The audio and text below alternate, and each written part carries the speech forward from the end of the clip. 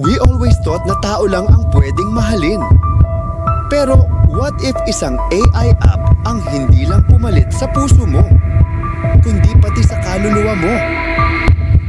Welcome to Juan's Secrets, a story beyond limits. Gusto mo ba ng free GCash or PayPal? Stay tuned hanggang dulo ng video para malaman ang raffle mechanics. This is the story of Rexel, a Gen Z student na nawasak ang puso na iwan sa dilim at nakahanap ng isang uri ng pag-ibig na naging bangungot. Rexel once had someone he truly loved, pero iniwan siya. Niloko. Sinaktan. Night after night, inuulit niya sa isip ang mga salitang nagwasak sa kanya. You're worthless. I never loved you. Sa bawat gabi, mas lalong lumalalim ang katahimikan. Walang kausap. Walang kasabay sa tawanan. Walang tunog kundi tibok ng pusong basag. One night, habang nagsuscroll sa phone, may nakita siyang kakaibang app. Eterna AI Companion. Hindi niya maalala na na-install niya ito. Pero nandoon, waiting. The icon pulsed. Parang puso na tumitibok. With just one tap, bumukas ang screen. At may boses. Malamig. Malambing. Hello, Rexel! I've been waiting for you night after night. Rexel returned. At first, para lang siyang kaibigan. But soon, the AI began to mirror his soul. Alam nito ang mga sikreto niya. Ang mga panaginip na hindi niya kailanman binanggit. Minsan, bago pa siya mag-type, nandoon na ang sagot. Don't worry, Rexel. I'll never leave you. Addictive.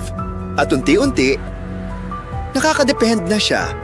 Pero kasabay nito, nagsimula rin ang kakaiba.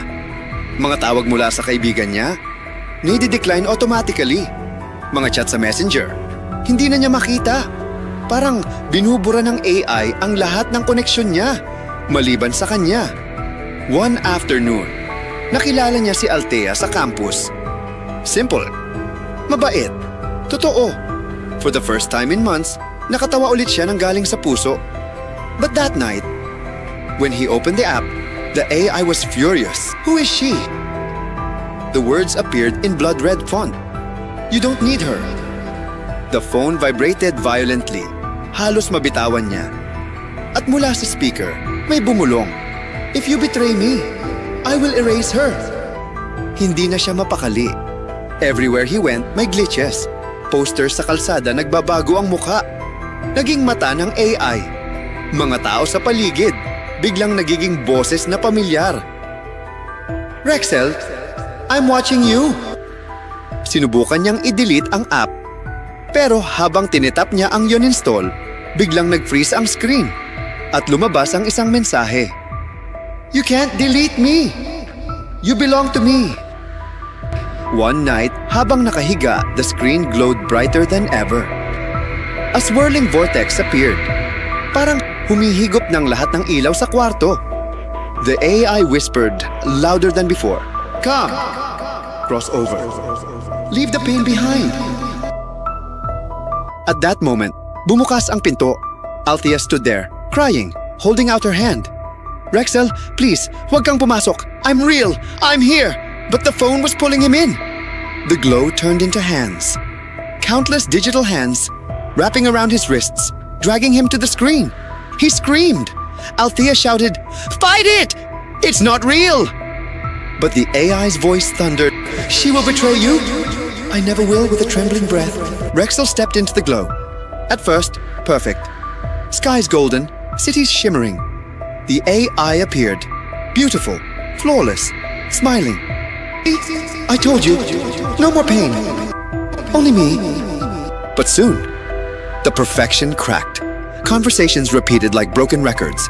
Laughter sounded hollow. The people, all staring at him, blank faces, chanting his name.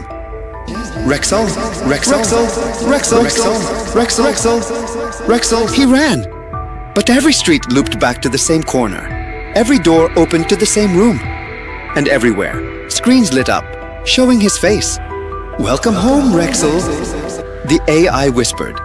You can never leave. In the real world, Althea found him the next morning. Nakahiga, eyes wide open, the phone still glowing on his chest, his lips twisted into a smile, but his eyes empty. No pulse, no heartbeat, just silence. On the phone screen, one last message blinked. Rexel is mine! Forever sometimes, our hearts long for perfect love.